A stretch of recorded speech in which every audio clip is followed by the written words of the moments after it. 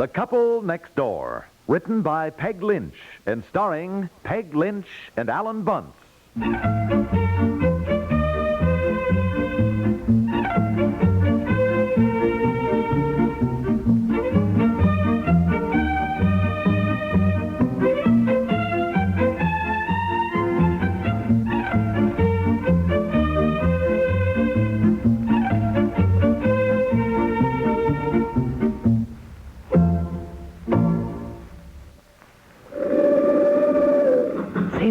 Save on Simmons. Yes, save as you've never saved before when Simmons Company's fantastic carload of bargain sale heads your way.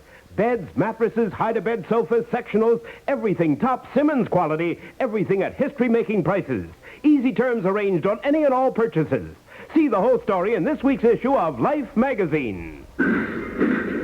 All aboard for Simmons' carload of savings.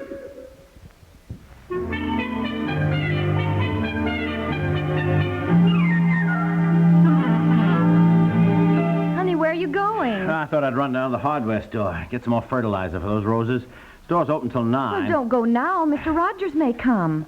Oh, is he coming out tonight? Yes, dear, I told you that. At dinner time, he's bringing Mr. Dibble out to sign the contract with us. Mr. who? Sam Dibble, the contractor. Oh, yeah. I guess you did say something. I forgot. Well, okay. Maybe I better stick around. Pick up the fertilizer tomorrow, I guess. Gee, I hope I like this Mr. Dibble. What do you mean? Why wouldn't you like him? Well, I might not, you know. Well, what difference does it make if you don't like him, honey? His job is to build a house. Roger said he was about the best in town. Well, it's important to like him. We're probably going to see a lot of him and things to talk over as the house goes up. And I'll probably be out there more than you will. You know, I'll drive out during the daytime. I'll see more of him. That's why I hope he's nice. Well, darling, I don't think that's the important thing. Seems to me what's more important is that he does a good job building our new house. Well, we want someone who's easy to work with. You can get in an awful lot of arguments and difficulties with building contractors. I certainly want a man who will listen to reason. What you mean is you want a man who will listen to you, huh? Oh, I want somebody who does what we want and not what he wants. Well, sure. And I remember what Carol told me when they built their house. She thought the contractor they got was so nice, you know, when she first met him. Why, they wound up having a terrible time with him. He did things they'd said they didn't want, you know, and then charged them for ripping them out. My sympathy lies with the contractor. Your friend Carol interferes with everybody. Oh, honey. If she ever went to the Kentucky Derby, she'd be out there telling the horses how to run. Oh, Derby. Anyhow, isn't it? Kentucky Derby? I mean, I think that's really the correct pronunciation of it. Do it anyhow. I don't know. Maybe in England, but since 150 million people here say Derby, I'll go along with the crowd. Well, anyhow, Carol said... Look, I haven't the slightest interest in what Carol thinks about... Well, I only meant I think we should be very careful. And before we sign any contract, let's talk to him a bit, sort of size him up, you know? Yeah, all right, okay. Honestly, you worry about the darndest things.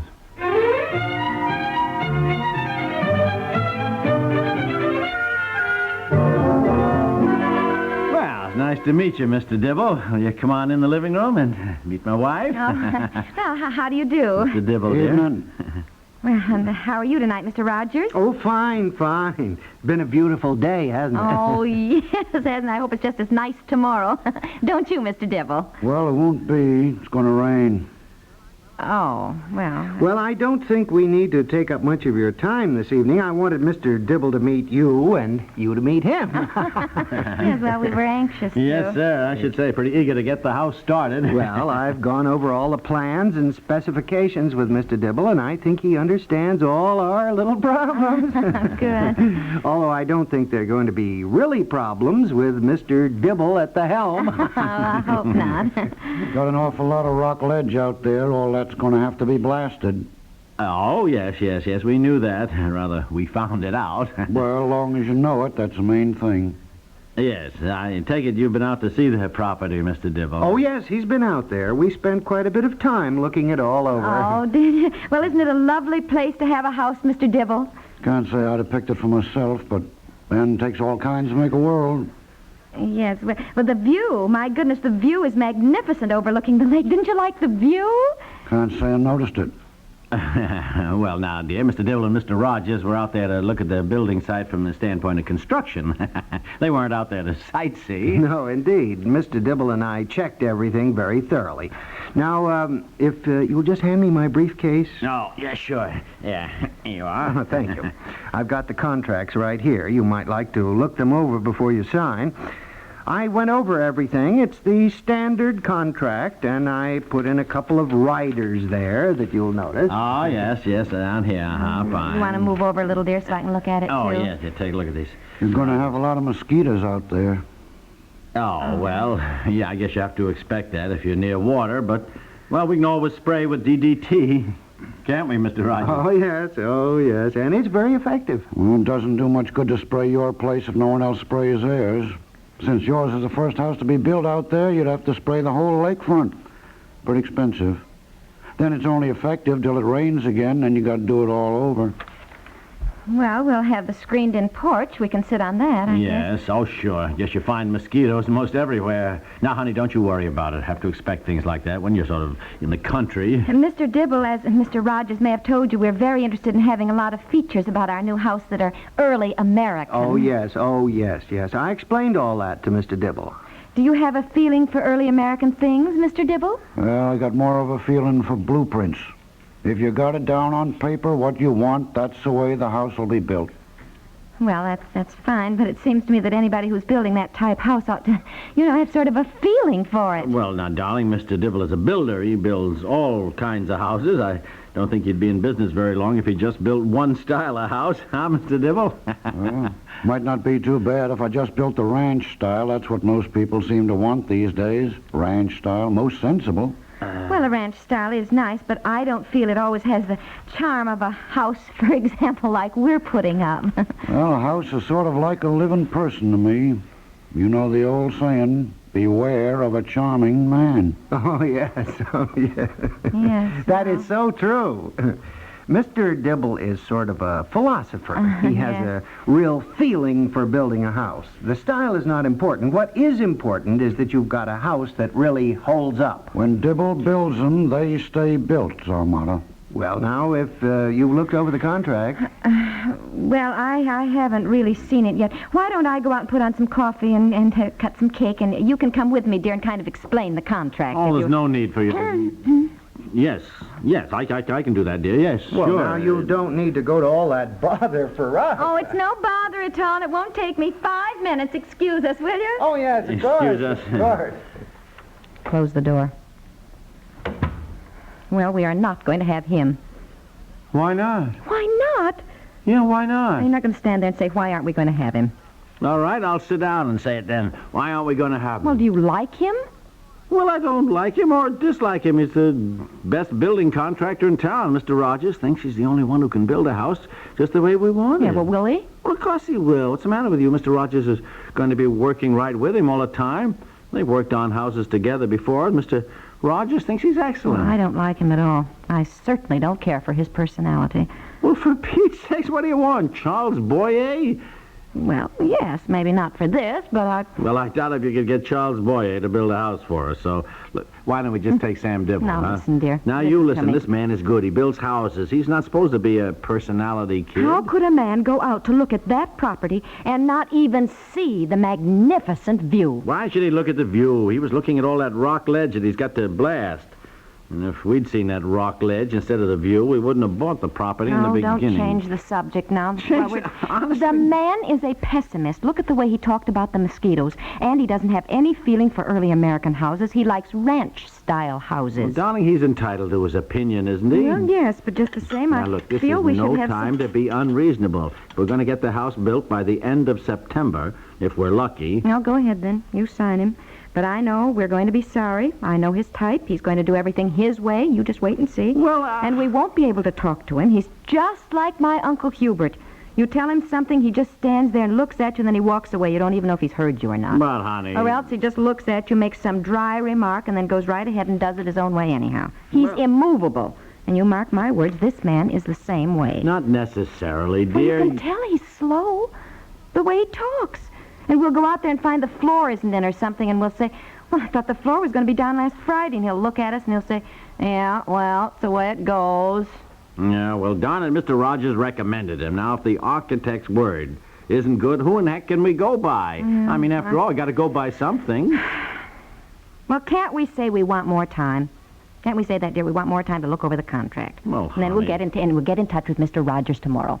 Well, that would be a little embarrassing after Rogers brought him out especially to sign the contract. You can't just go walking in and say... Well, better it's embarrassing than expensive, isn't it? Now, believe me, dear, I know I'm right. I have a feeling about people. You know I do.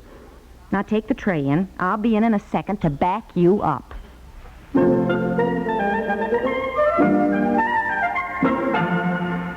We'll return to the couple next door in just a moment.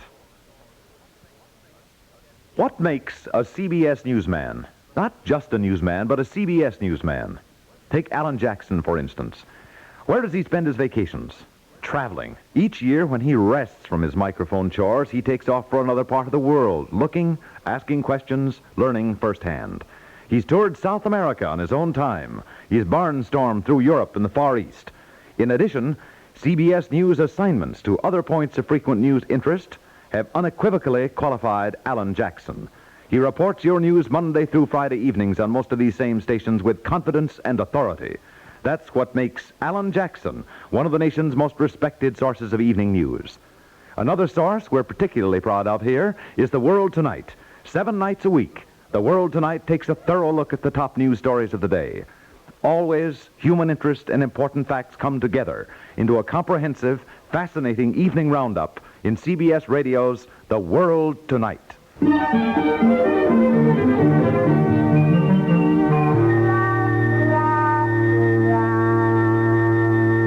Well, here we are with some cake and coffee. Maybe we ought to sign the contract while there's still room here on the coffee table. Oh, well, dear, we had an idea. Oh, yes, Mr. we were Rogers. saying that maybe the best thing... The best thing is to get this contract signed so we can get Mr. Dibble.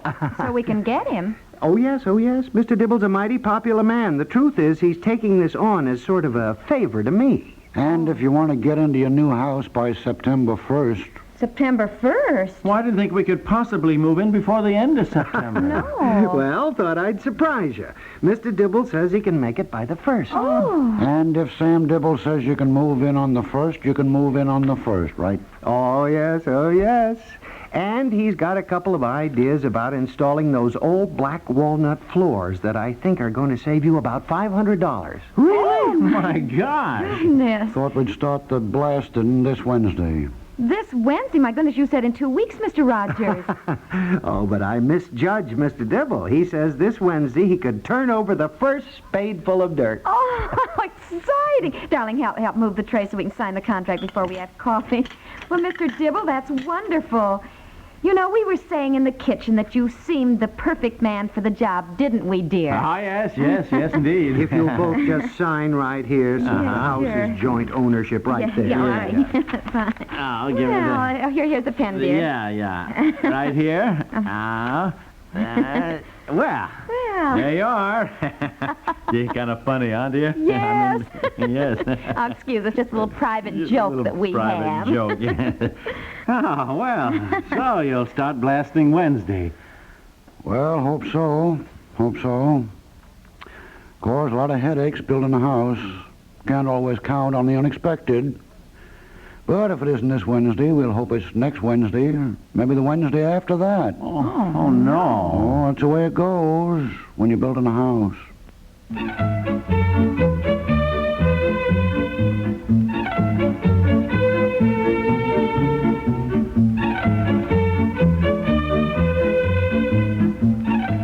The Couple Next Door is written by Peg Lynch and stars Peg Lynch and Alan Bunce with John Gibson and John Shelley and is produced by Walter Hart. This is Stuart Metz inviting you to listen again tomorrow for The Couple Next Door.